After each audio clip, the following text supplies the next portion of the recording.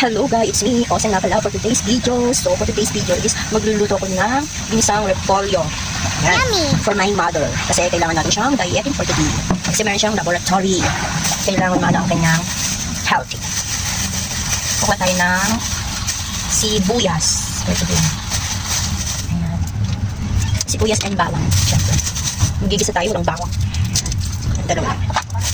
Ayan. Siyempre, magbabalat tayo ng sibuyas. Nakaprito na rin pala ako ng pritong bangus. So, yun ang aking ina. Makita aking inang makulat. Hindi nakikinig sa anak. Sharp lang. What are you doing here? Ito nga pala yung pinirito kong bangus. Hindi yan pinirito, pinaksiw. Pinaksiw ka nga dito. Nagpipisahan ko dito. Siyempre, bawang naman. Hindi niya naprito. Ayan. Ayan, kumukulo na yung aking sinaing. Kaya, magluluto naman tayo ng ulam para wala na tayong isipin na lulutuin para kakain na lang ang aking ina. My mother is pasaway.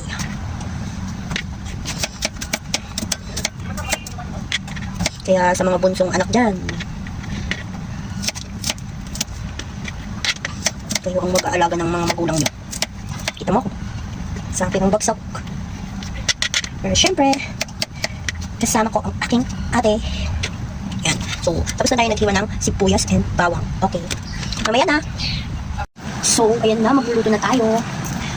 Sabasak muna natin ito. Luto ang for today. I-ready na natin yung sibuyas bawang.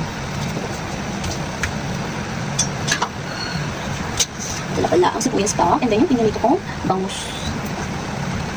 Meron na nga pala itong mantika. Kasi nagluto ako dito kanina. Then, papainitin lang muna natin yung mantika.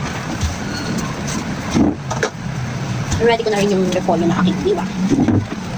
So, mainit na. Ilalagay na natin yung bawang. Siyempre, mekos-mekos muna natin. Lalagay na rin natin yung sibuyas. So bango.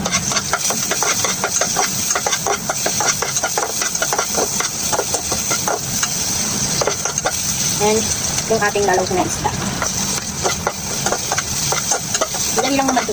Igigisa lang naman natin. Kasi madali lang maluto yung repolyo. Ayan. Kaya natapos na natin yung mekos-mekos. Ilalagay na natin yung repolyo. Naugasan ko naman tayo mekos-mekos.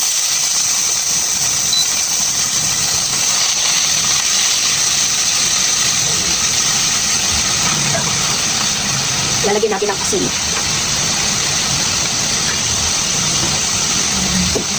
Ayan, pakaluin natin.